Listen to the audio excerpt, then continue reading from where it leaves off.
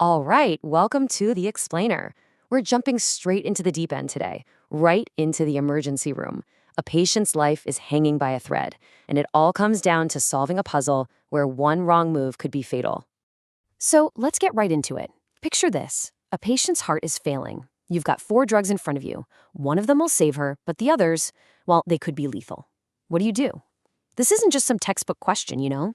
This is a real-world, high-stakes crisis where knowing why you're choosing a certain medicine is literally everything.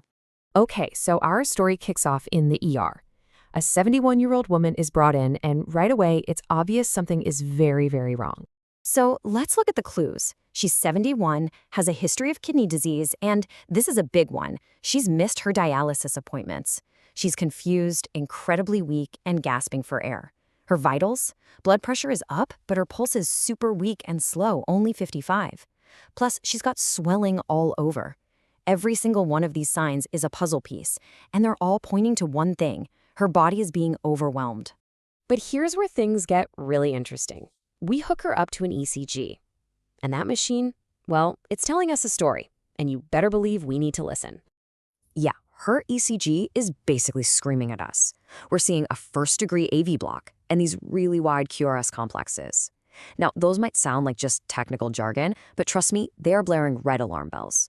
They tell us the heart's entire electrical system is going haywire.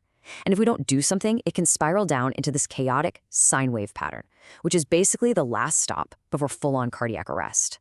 So you take all the pieces, the missed dialysis, the swelling, the weakness, and especially those terrifying ECG changes, and they all point to one single culprit: severe hyperkalemia.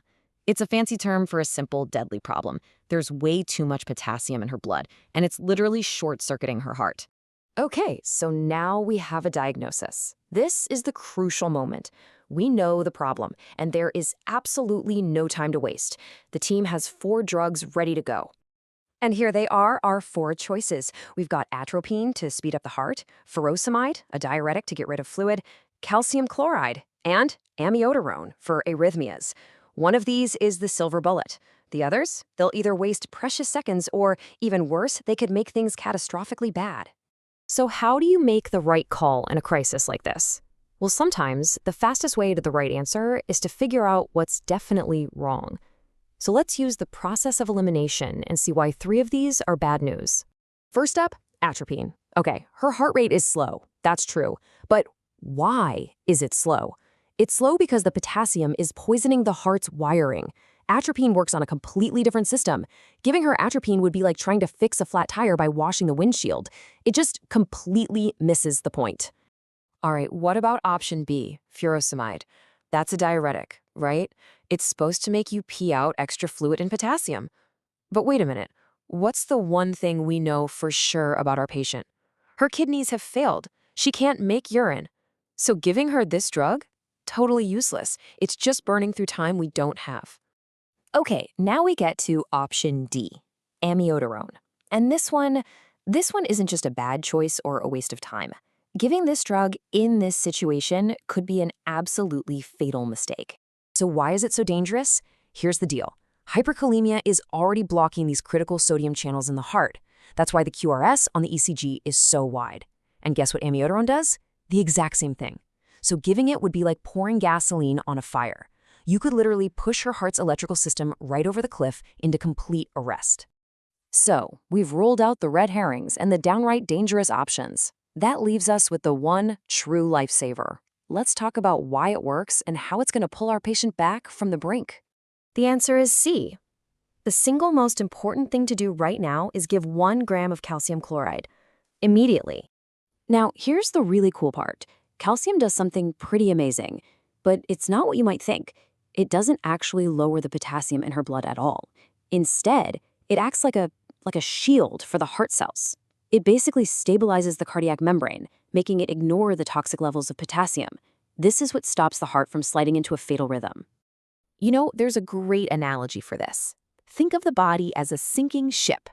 The high potassium is the leak. Calcium doesn't bail any water out.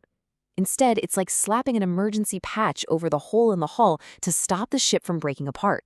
It literally buys you the time you need to get her to dialysis, which is the treatment that will actually fix the leak. So, after all that, what's the big takeaway from this little medical detective story? It really all comes down to one thing: priority. If you see a patient with kidney failure and those scary ECG changes, your brain has to immediately scream hyperkalemia. And your very first action, before you do anything else, is to shield the heart. You give calcium to stabilize the situation and keep them from dying, right then and there. And that really leaves us with a final thought, doesn't it? In any crisis, what's more important, fixing the root problem or just surviving the next 5 minutes? In this case, the answer is crystal clear. You have to survive the moment before you even have a chance to fix the long-term issue. And knowing which tool does which job, well, that can be the difference between life and death